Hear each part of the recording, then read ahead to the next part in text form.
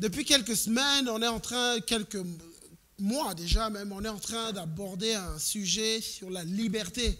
Et j'aime bien la liberté qu'il y a dans ce lieu ce matin. La Bible dit là où il y a l'Esprit de Dieu, c'est là où règne la liberté. Et nous voyons dans le livre de Galates, l'apôtre Paul, juste après avoir parlé des œuvres de la chair, des œuvres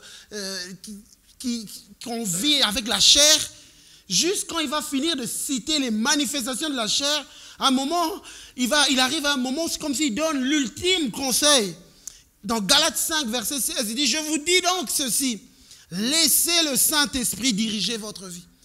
Et vous n'obéirez pas aux désirs qui animent l'homme livré à lui-même. » Une autre traduction, Parole vivante, dit ceci. « Voici donc mon conseil, marchez sous la direction de l'Esprit et vous ne risquez pas de satisfaire les convoitises de votre être naturel. Vos désirs égoïstes, coupables, ne parviendront pas à leur fin. Laissez donc l'Esprit vous conduire. Obéissez à ses instructions et ne cédez pas aux aspirations qui animent l'homme livré à lui-même. » Et c'est ça notre but. Voilà pourquoi on a démarré cette série, parce que nous croyons que Dieu nous appelle à la liberté. À la liberté, il veut que chacun d'entre nous, il faut que les œuvres de la chair s'arrêtent. Il faut que les vies charnelles s'arrêtent. Il faut que les manifestations de la chair s'arrêtent et qu'on entre dans la vie de l'esprit, entre dans la vie de liberté. Et pour ça, il faut se laisser diriger par l'esprit. Et ça, c'est une garantie. Tout à l'heure, je l'ai dit dans Galates 2, Corinthiens, chapitre 3, verset 17. Or, le Seigneur, c'est l'esprit. Et là où l'esprit du Seigneur est, c'est là où il y a la liberté. Et ce matin, moi, je voulais parler d'un caractère qui permet de se laisser conduire par l'esprit. Un caractère, une partie du fruit de l'esprit qui permet à chaque chrétien de marcher sous la direction de l'esprit que l'apôtre Paul est en train d'appeler chacun d'entre nous. Dans Galates 5, l'apôtre Paul cite maintenant les fruits de l'esprit, donc le fruit de l'esprit, la manifestation du fruit de l'esprit. Mais ce que l'Esprit Saint produit, c'est l'amour, on a vu, la joie, la paix, la patience, la bienveillance, la bonté, la fidélité, la douceur et la maîtrise de soi. La loi n'est certes pas contre de telles choses. Et ce matin, moi je vais vous parler de la douceur. Pour bien comprendre la douceur, il faut voir un peu son contraire. Le contraire de la douceur, c'est ce qui est dur, ce qui est résistant, ce qui est rigide, ce qui est insensible. Ça, c'est le contraire de la douceur. Ce qui manifeste de l'aigreur, de l'amertume. Et ce qui manifeste de l'agressivité. Et l'apôtre Paul, en parlant aux Philippiens, dira ceci en concernant la douceur. Philippiens chapitre 4, verset 5. Que votre douceur soit connue de tous les hommes, le Seigneur est proche. Moi, je me suis demandé, mais l'apôtre, où est le rapport? Il dit aux gens, que votre douceur soit connue des gens, le Seigneur est proche. Mais où est le rapport avec le Seigneur qui est proche? Il dit que tout le monde sache que vous êtes des gens doux, que les gens connaissent dans l'église, parole d'espoir, que vous soyez connus comme des gens doux, que votre douceur soit connue dans parole d'espoir, que votre douceur soit connue dans vos familles, que votre douceur soit connue. Le Seigneur est proche. Mais je dis, mais Seigneur, c'est quoi? Où est le rapport avec le Seigneur est proche? Et le Seigneur me disait, parce que moi-même, Jésus, quand il se présente, l'un des caractères qu'il met en avant quand il se présente, il parle de la douceur. Qu'est-ce qu'il a dit? Je suis doux et humble de cœur. C'est un de ces caractères, en fait, de Jésus-Christ. Et laissez-moi vous informer, que Jésus-Christ revient chercher ceux qui le ressemblent. Jésus-Christ revient pas chercher des gens qui font partie d'une église, il vient chercher des gens qui le ressemblent. Et voilà pourquoi c'est important que la parole soit portée. Pourquoi?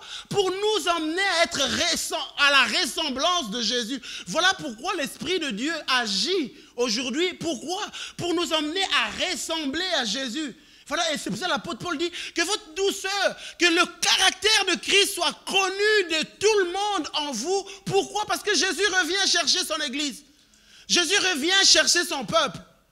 Il revient chercher son église, il est à la porte, il revient alors que le caractère de Jésus soit vu en vous. Et ce matin, l'Esprit de Dieu te parle, l'Esprit de Dieu nous parle, que dans ton couple, que la douceur soit connue de ta femme, que ta douceur soit connue de ton mari, que ta douceur soit connue de tes enfants, que ta douceur soit connue des membres de l'église, parole d'espoir, que ta douceur soit connue dans ton travail, que ta douceur.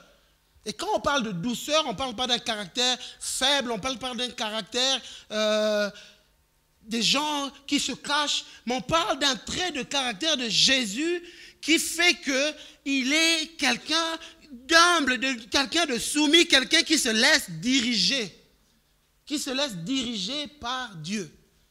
L'Esprit de Dieu est répandu pour faire cette œuvre. Et j'aimerais vous dire, moi je le crois, ça a été prophétisé, l'Esprit de Dieu va être répandu. Moi je le crois. Je le déclare que l'Esprit de Dieu va manifester ses œuvres dans ces lieux. Nous allons voir la main de Dieu agir. Nous allons voir des œuvres de Dieu. Nous allons voir des miracles. Nous allons voir toutes ces choses. Mais attention mes frères, toutes ces choses ne sont pas la finalité. Toutes ces choses font partie des choses qu'on voit en cours de route. Mais la finalité est qu'on ressemble à Jésus et que lui vient nous chercher. Et laissez-moi vous dire, quand l'Esprit de Dieu va être répandu dans nos vies, ce n'est pas juste pour que vous manifestez les dons. C'est important les dons de l'Esprit. C'est important, nous allons les vivre, nous allons les voir. Mais le but ultime de Dieu dans nos vies, le but ultime, pourquoi chaque dimanche vous venez et il y a quelqu'un qui se tient debout, qui prêche? Pourquoi? C'est quoi le but? Pourquoi Dieu a voulu que l'église soit comme ça, que les gens viennent et qu'ils écoutent une parole? Pourquoi? Pour que des hommes et des femmes qui écoutent la parole soient changés et qu'ils ressemblent de plus en plus à Jésus, parce que Jésus vient chercher son église. Il vient chercher des gens qui le ressemblent. Et c'est ça que l'Église, les dieux est en train de faire. Voilà pourquoi l'apôtre Paul a écrit que votre douceur soit connue de tous les hommes, le Seigneur est proche. Et j'aime bien la Bible parce que quand on regarde le symbole de la douceur, on le voit dans la Bible, quand on parle même du Saint-Esprit, le Saint-Esprit est représenté par une colombe. Et la colombe manifeste, c'est un symbole de douceur. C'est vraiment, j'aime parce que c'est le caractère de Dieu. La douceur. Jésus lui-même, quand il se présente, quand on le présente, l'apôtre Jean-Baptiste, alors qu'il voyait Jésus arriver, il dit, voici l'agneau de Dieu. La douceur. Et Jésus lui-même, quand il parle de l'église, il parlera des brebis. Et une brebis, elle est douce. Ce matin, je vais parler de 2 points. La douceur pour manifester Christ. La douceur pour être dirigé et posséder son territoire. Premier point, manifester Christ. La douceur pour manifester Christ. Parce que la douceur est un des caractères, comme je l'ai dit, de Jésus-Christ. Et quelqu'un qui fait les choses avec douceur présente Jésus au monde.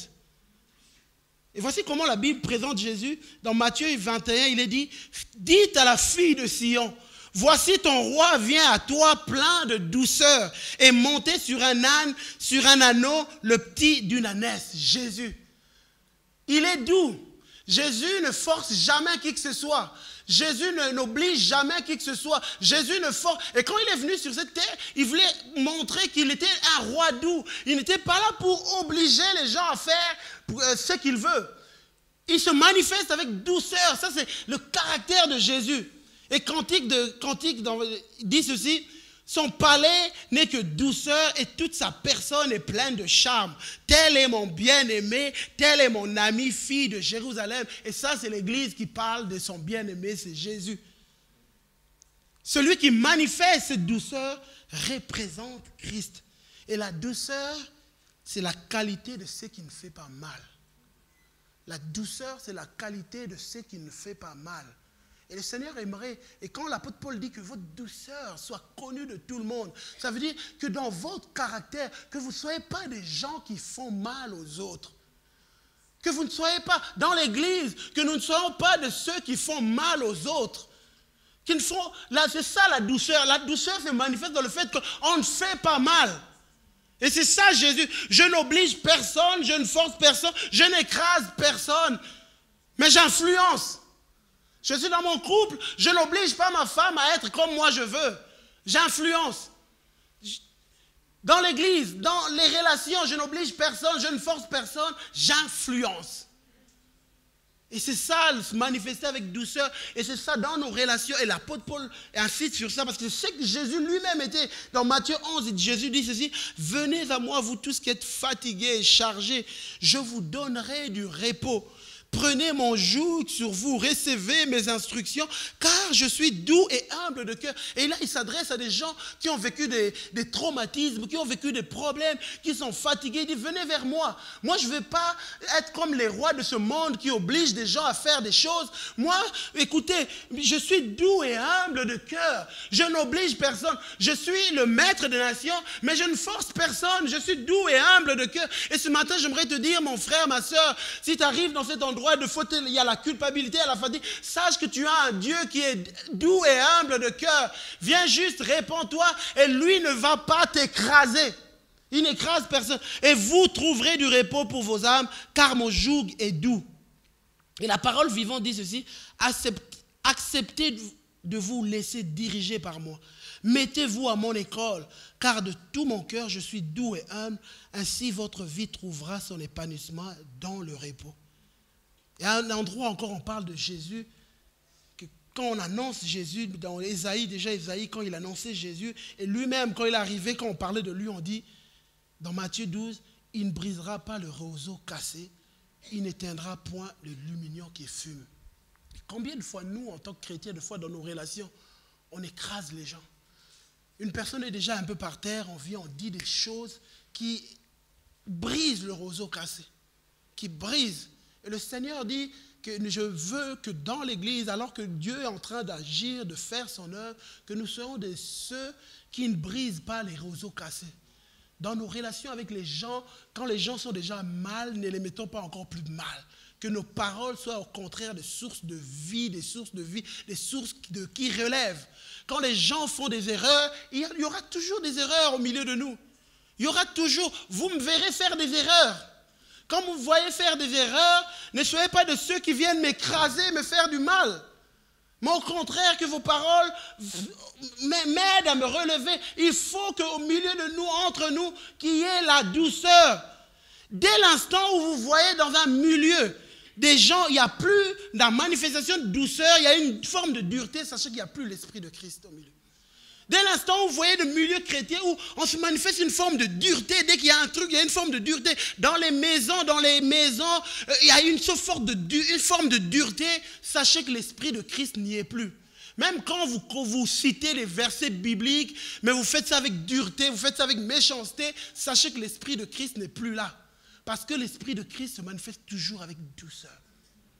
Des fois, tu peux avoir raison sur le plan doctrinal. Tu as raison.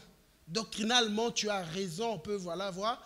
Mais sur le plan de caractère, tu as tort et absolument tort. Et là, Dieu n'est pas d'accord avec toi.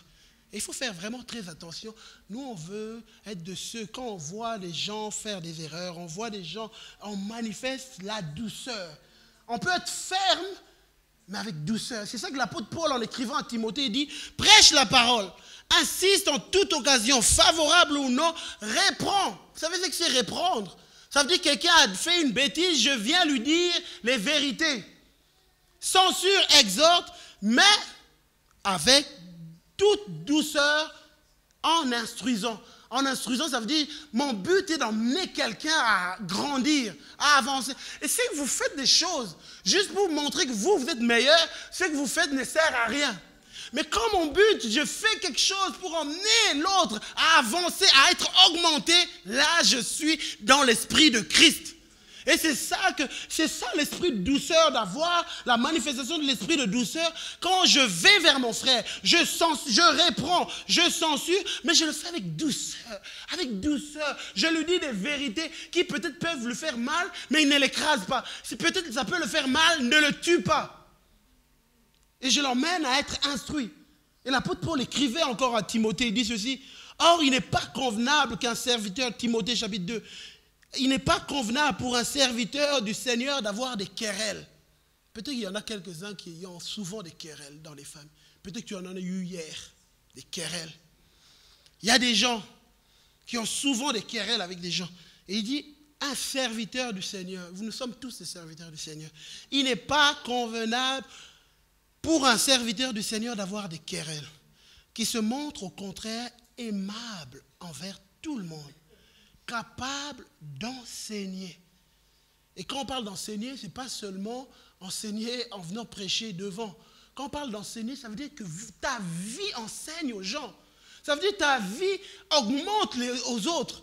C'est ça que l'apôtre, capable d'enseigner, de supporter les difficultés. Des fois, tu peux rencontrer des gens difficiles, mais peu importe. Capable, il doit redresser avec douceur les adversaires.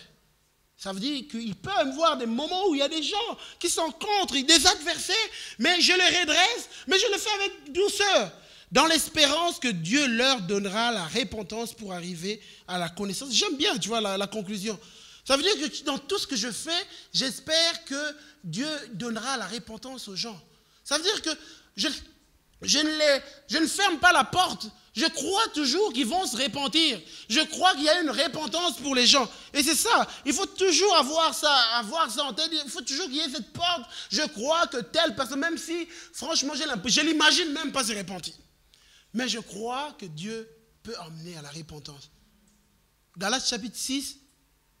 Frère, si un homme vient à être surpris en quelque faute, vous qui êtes spirituels. Est-ce qu'il y a des gens qui pensent qu'ils sont spirituels? Alors si vous êtes spirituel, apprenez à redresser avec un esprit de douceur, où je ne fais pas mal. Je dis peut-être des vérités qui peuvent faire souffrir, mais qui n'écrase pas. Il ne brisera pas le roseau cassé, qui n'écrase pas la personne. Mais au contraire, ce que je dis à l'instant où, c'est comme un médicament. Vous voyez, les médicaments, quand tu prends, à l'instant, tu n'aimes pas le goût, mais ça te fait du bien. Après, ça te rétablit, ça te relève. Et c'est comme ça que nous, on doit être. Moi, pendant que je préparais ça, je me suis rendu compte, dans la vie, on a deux sortes de chrétiens. On a des chrétiens qui sont comme des porcs-épics. Là. Il y a des chrétiens porcs-épics. Dès que tu te rapproches d'eux, tu dois être blessé. Dès que tu es en connexion avec eux, tu es blessé. Et eux, dès qu'ils se sentent un peu menacés, ils sortent leurs épines. Il y a des chrétiens comme ça. Le Seigneur te dit, non, il veut que tu changes. Il veut que les choses changent dans ta vie. Ne sois plus chrétien porc-épic. Dis à ton voisin, ne sois plus chrétien porc-épic. Mais au contraire, deviens un chrétien doux. Il y a une autre image. Deviens un chrétien doux, qui a plein de douceur. Et quand on parle de douceur, je l'ai expliqué, ça n'a rien à voir avec la faiblesse, mais la douceur. Devenons des gens doux, doux dans nos relations avec les gens, doux dans nos relations avec dans notre couple, dans le couple, dans la famille. Et vous savez, moi j'aime bien, parce que quand je parle du couple, parce que dans le couple, c'est quelque chose, moi j'apprends tous les jours. Ça fait depuis 2008 que je suis marié, mais j'apprends tous les jours à devenir un mari doux. Parce que je me suis rendu compte que je ne le suis pas toujours. Je ne le suis pas toujours, des fois je suis porc-épic. Et j'apprends. Je vous le dis sincèrement, on apprend tous les jours. Dans les relations, tu apprends. Et puis tu vas dans la présence de Dieu, tu te rends compte qu'il faut que tu changes. Et j'aime bien parce que ce jour-ci, Dieu est en train vraiment de me changer. Ce jour-ci, Dieu est en train de me changer. Il y a quelque chose qui est en train de se passer actuellement. Actuellement, il y a quelque chose qui se passe. Et dans l'église, et dans mon couple, et dans ma famille. Il y a quelque chose qui se passe. Dieu est à l'œuvre. Et parce qu'il faut prendre des décisions de changer. Moi, j'ai décidé de changer. Et alors, je deviens un chrétien doux. Un chrétien doux, un mari doux, un papa doux. C'est ce que j'appelle à chacun d'entre nous. Devenons des maris doux, des femmes douces, des frères et sœurs doux dans nos relations. Il faut que Dieu manifeste la douceur, qu'on manifeste la douceur dans ce qu'on fait. Jacques, en écrivant, dira ceci: lequel d'entre vous est sage et intelligent, qui montre ses œuvres par une bonne conduite avec la douceur de la sagesse. Et ça, quand on est ce genre de chrétien, on manifeste la vie de Christ, on manifeste Christ. Je vois un frère qui montre à sa femme sa barbe, peut-être qu'il a piqué sa femme. Non, je ne parle pas de... Je ne parle pas de ces piqûres-là. Voilà.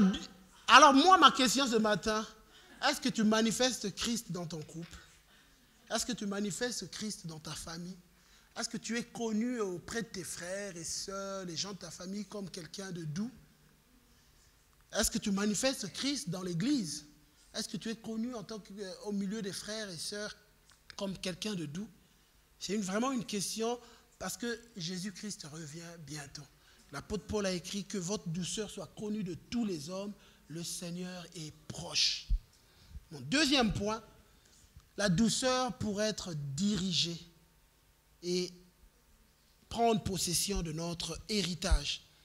La douceur, comme moi ici, le deuxième point, c'est vraiment c'est l'attitude du cœur. Quelqu'un qui se laisse modeler par Dieu, qui se laisse changer par Dieu, qui manifeste une douceur dans la présence de Dieu, qui laisse Dieu le changer, qui laisse l'Esprit de Dieu l'influencer.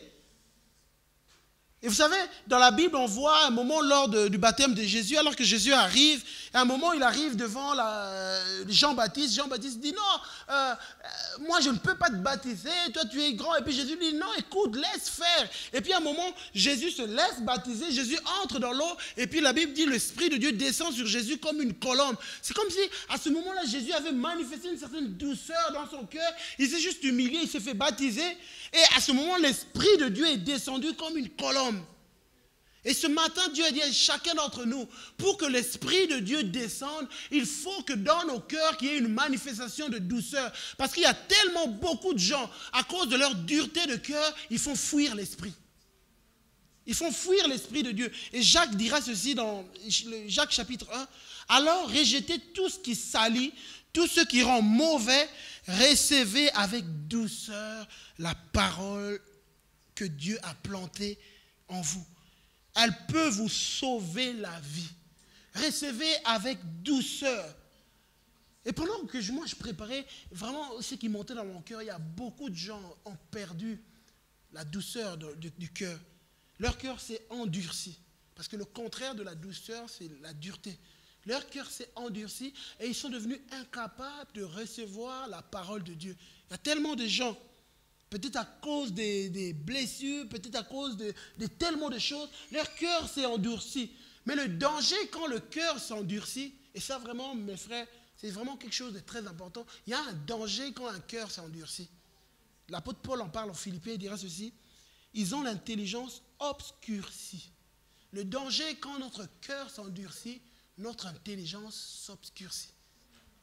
Ils sont étrangers à la vie de Dieu à cause de l'ignorance qui est en eux. Donc ils deviennent ignorants des choses de Dieu. Ils connaissent beaucoup sur la Bible, beaucoup sur les choses de Dieu, beaucoup, mais ils ont une ignorance spirituelle sur la révélation de Dieu, sur qui est Dieu, parce que leur cœur s'est endurci. Impossible de recevoir la lumière de Dieu, et l'apôtre Paul dit, à cause de l'endurcissement de leur cœur. Ils entrent dans une forme d'ignorance spirituelle, mais ils connaissent beaucoup sur la Bible. Mais ils entrent dans une forme d'ignorance et ce matin, il y a vraiment comme un avertissement de l'esprit. Fais attention à ton cœur qui s'endurcit. Il y a eu des choses qui se sont passées. Il y a eu des situations qui t'ont déçu et ton cœur est devenu dur. Si tu t'es renfermé, tu t'es fermé. Et la parole de Dieu, quand elle est prêchée, il n'y a plus rien qui entre. Il n'y a plus rien qui te touche. Il n'y a plus rien qui se passe. J'aimerais te dire, vraiment te supplier, tu es en danger, mon frère. Fais attention, ma soeur, tu es en danger. On n'est plus capable de comprendre ce que Dieu fait.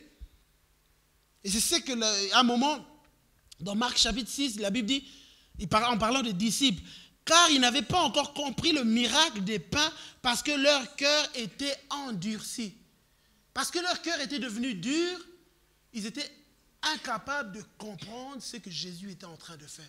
Et ce matin, j'aimerais vous dire, vraiment dire à chacun, Dieu est en train de faire quelque chose actuellement. On vit des temps particuliers. Dieu est en train de faire des choses. Mais il y a des gens qui ne comprendront pas, qui ne se rendront même pas compte parce que leur cœur s'est endurci.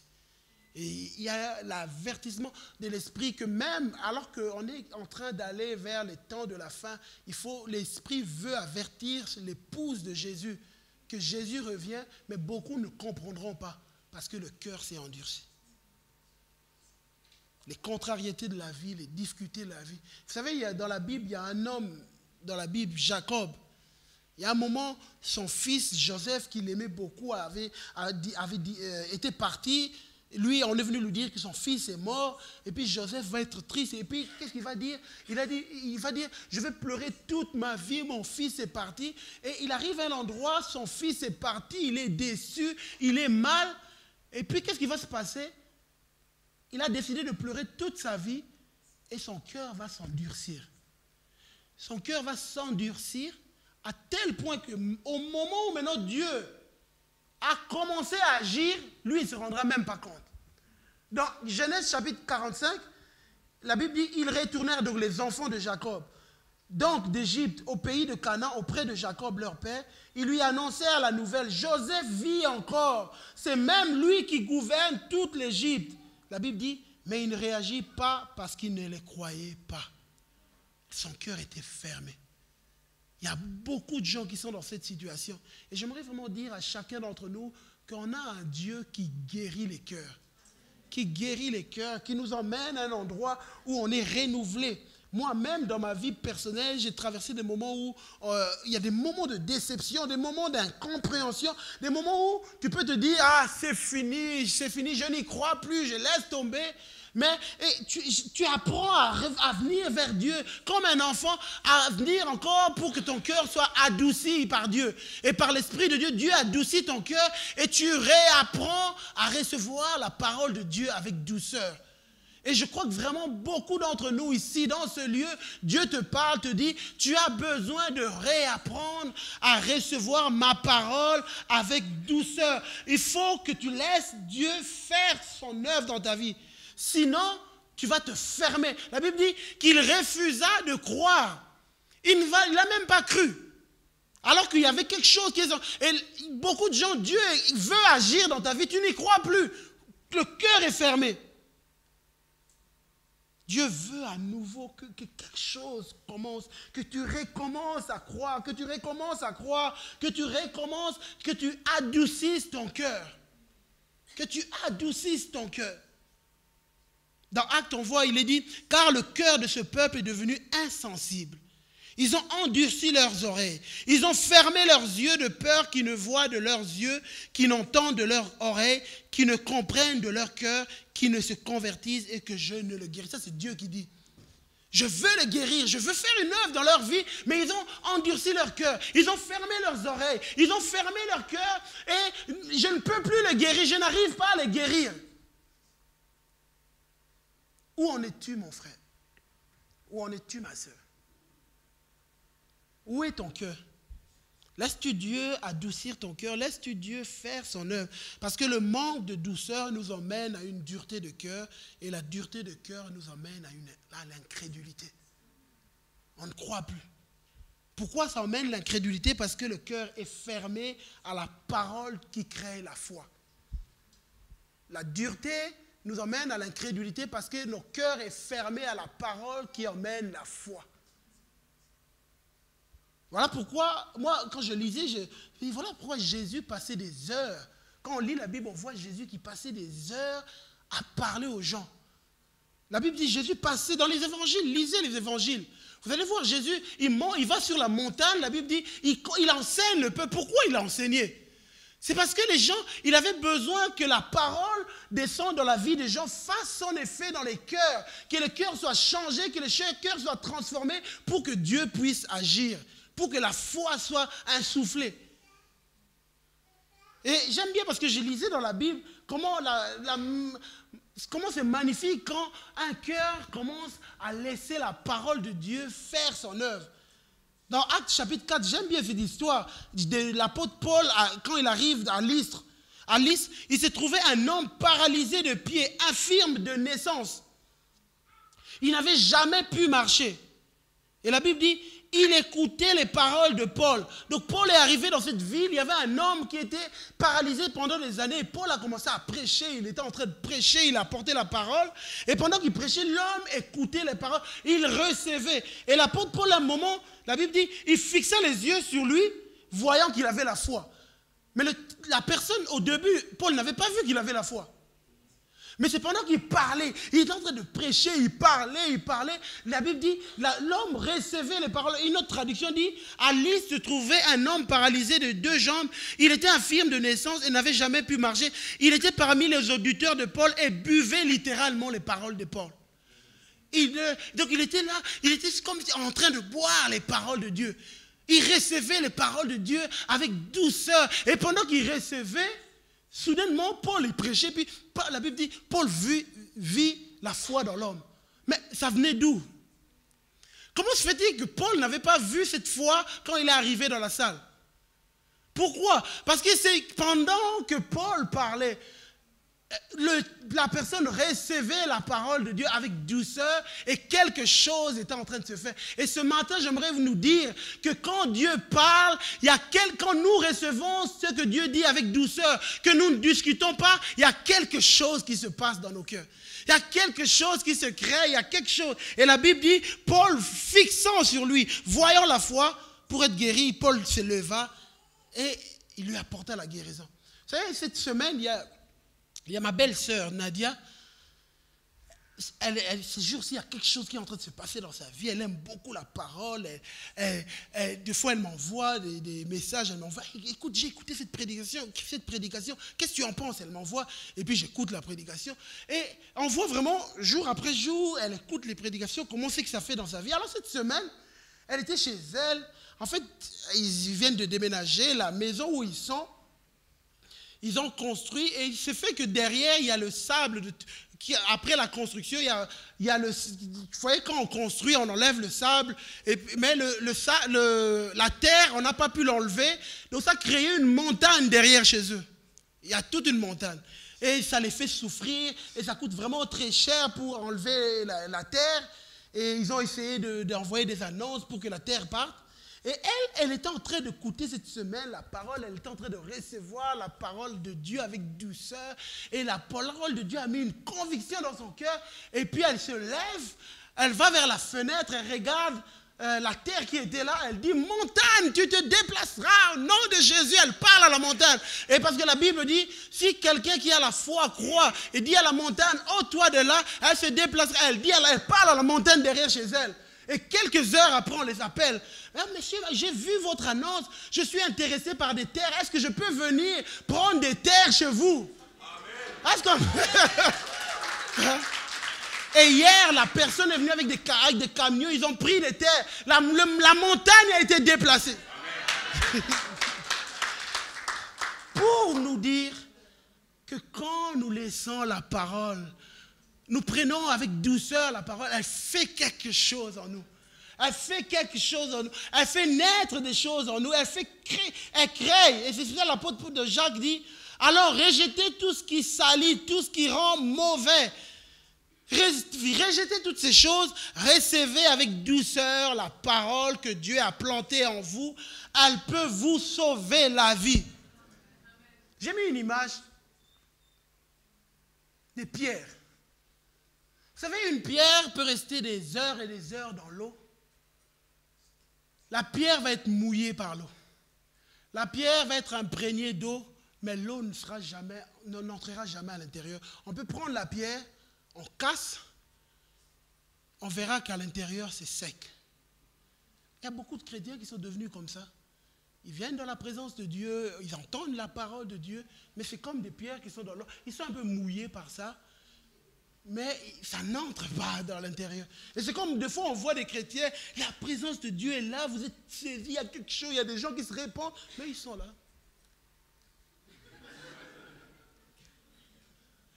Des pierres. Il n'y a rien qui se passe. C'est juste l'eau qui coule à l'extérieur, ils sont là, et puis regarde, ah tiens, regarde, ah je dois aller manger, et puis il n'y a rien qui se passe. Il n'y a rien qui se passe. Mais par contre, quand vous prenez l'autre image, l'éponge, vous mettez dans l'eau, tout de suite après, quand vous mettez l'éponge absorbe l'eau. Et l'éponge, elle est douce. Et quand Dieu veut qu'on soit des chrétiens éponges, on vient dans la présence de Dieu, on absorbe tout ce qui est de la présence de Dieu. Et on absorbe. Vous savez, le problème avec les pierres, une pierre, quand après vous mettez... vous la prenez de l'eau, vous essayez de l'écraser, il n'y a rien qui se passe, il n'y a rien qui sort de la pierre. La seule chose que vous pouvez avoir en essayant d'écraser la pierre, ça va vous faire mal. Et tellement de chrétiens, ils sont tellement durs. Et quand les circonstances difficiles viennent, qui les écrasent, soit ils peuvent casser, soit ils peuvent faire mal. Mais l'éponge, quand les circonstances de la vie viennent, quand ça les écrase, il y a quelque chose qui sort de la parole qu'ils avaient reçue. Il y a quelque chose qui sort de... Et ce matin, je me vous dire, quand vous laissez la parole de Dieu vous imprégner, peut-être demain, il va y avoir des difficultés. Peut-être demain, il va y avoir des problèmes. Ça va vous écraser, mais c'est la parole de Dieu qui sortira en vous. C'est la parole de Dieu, la parole créatrice qui va sortir de vous et vont faire changer les choses. Voilà pourquoi Jésus, à un moment, il arrive, voilà pourquoi il a dit... Dans les béatitudes, moi j'aime bien ce qu'il a dit. On voit Jésus arrive dans la foule, à la vue de la Bible dit, à la vue de ces foules, Jésus monta sur la montagne, il s'assit et ses disciples s'approchèrent de lui, puis il prit la parole pour les enseigner. Il arrive, écoutez ce que Jésus a dit dans Matthieu 5, c'est intéressant, il dit, heureux ceux qui sont doux, car ils hériteront de la terre. Vous savez, j'étais en train de lire ça, je me dis, waouh! Je connaissais le passage, mais je n'avais jamais pris ça dans ce sens. Waouh! Dans une autre traduction, parole de vie dit, ils sont heureux ceux qui sont doux parce qu'ils recevront la terre comme un don de Dieu. Et vous savez, quand on parle de terre, qu'est-ce que ça veut dire? Quand on parle de terre, ça veut dire que Dieu dit, ils recevront la terre. Ça veut dire que parce que tu es doux, tu auras...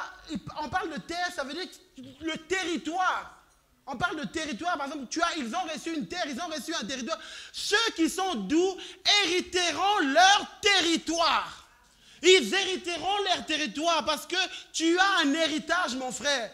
Tu as un héritage, ma soeur, mais c'est les doux et les humbles. Jésus lui-même le dit, c'est les doux et les humbles qui hériteront leur héritage et leur territoire. Et tu sais, la terre est ton territoire. Pourquoi? Parce que Dieu l'a déjà donné. Dans le psaume 115, verset 16, il est dit, les cieux sont les cieux de l'Éternel, mais il a donné la terre au Fils de l'homme. En d'autres termes, il a donné au Fils de l'homme un lieu d'influence. Un lieu d'influence. Et ce matin, j'aimerais te dire, ton couple, c'est ton territoire. J'aimerais te dire, ta famille, c'est ton territoire. Ton église, c'est ton territoire. Tes enfants, c'est ton territoire. Le lieu où ton travail, ton lieu de travail, c'est ton territoire. Et Dieu veut que tu hérites ça. Que tu aies autorité sur ton territoire. Et il y a tellement de gens, c'est l'ennemi qui domine sur votre territoire. Pourquoi? Parce que vous êtes quelqu'un... Vous savez, cette parole qu'on dit, heureux les doux, parce qu'ils hériteront de la terre, on peut le dire autrement. Le contraire. Malheur aux gens au cœur dur, car ils perdront leur héritage. Et il y a des gens qui sont en train de perdre leur héritage, mais ils continuent à dureté. Ils perdent les enfants. Ils perdent, et quand je parle de perdre des enfants, ce n'est pas forcément mourir, mais les enfants s'éloignent, ils vont plus loin. Ils perdent des choses de Dieu, ils perdent des choses, ils perdent leur couple, mais ils continuent à être durs vis-à-vis de Dieu. Et ce matin, Dieu dit, reviens, apprends à te repentir, à revenir vers Dieu, et tu hériteras. Ton couple, c'est toi qui vas avoir l'autorité sur ton couple. Ce n'est pas l'ennemi qui va venir détruire ton couple. Tu auras autorité, tu feras de ton couple ce que tu veux qu'il soit.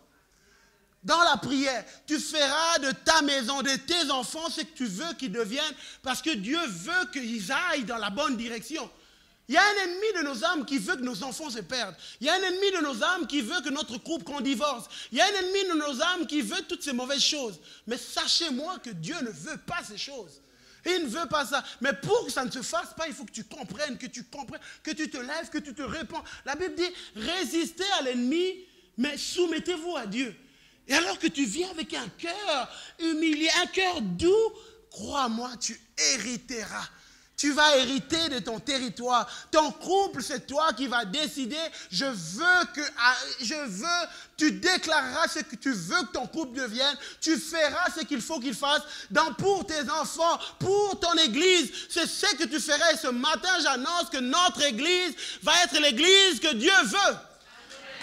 Je l'annonce, je le crois, c'est notre territoire. Et nous disons à l'ennemi, dehors, dehors. Les esprits de critique, nous disons dehors à toutes ces choses. Le manque d'unité, nous disons dehors à ces choses. L'Église sera ce que nous avons décidé dans la présence de Dieu qu'elle soit.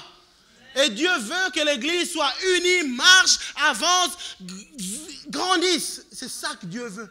Et c'est ça, c'est notre territoire, c'est notre héritage. Et ce matin, Dieu veut, avec un cœur doux, alors que les musiciens vont se rapprocher, on va crier à Dieu, je veux dire, Seigneur, je veux prendre possession de mon héritage. Je viens avec un cœur doux. Je viens juste m'humilier, Seigneur. Je prends possession de mon territoire. Je mets dehors les esprits mauvais. Je mets dehors l'esprit de divorce. Je mets dehors l'esprit de discorde. Je mets dehors l'esprit de garement. Je mets dehors toutes ces choses. Je crois que ma vie va être ce que Dieu veut parce que c'est mon territoire. Ma santé, c'est mon territoire. Ma santé, c'est mon territoire. Et Dieu a dit, heureux les doux, car ils posséderont le territoire. As-tu un cœur doux? Alors ce matin, je te dis, Dieu te donne ton territoire. On va venir dans la présence de Dieu, on va se courber dans la présence de Dieu.